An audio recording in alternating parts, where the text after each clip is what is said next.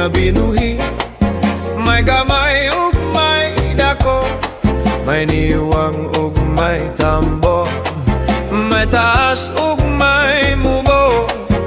Mugawas lang kini og buwanon, kay manggitan naman siya og pagkaon. Ang iyang pagkaon balibon, gamay ug dako, way piliyon. Kini nga kung hayop nga binuhi, gamay siya ug dili masuko. Pero kini nga niyang masuko, mukalit lang siya og pagdako. Labi na og muabot ang buwanon, kay manggitan naman siya og pagkaon. Kon siya nga niyang mabusog, sa iyang buho maglisod pagsulod.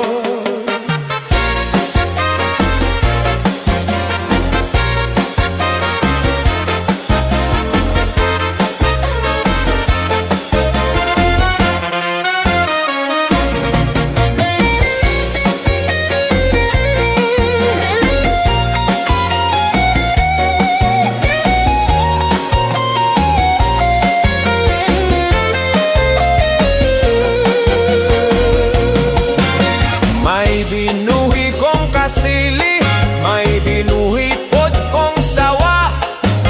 Ako kini silang gitagoan, aron sila dili makitaan. Ang kasili sa tubigan, ug ang sawa sa kawayanan.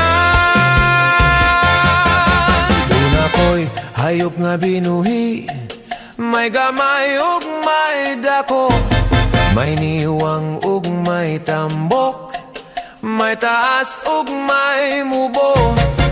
Mugawas lang kini og buwanon, kay mangitan naman siya og pagkaon.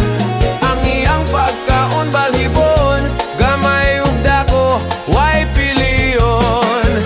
Kon siya nga niyang mapusog, sa iyang buho maglisod pagsulod.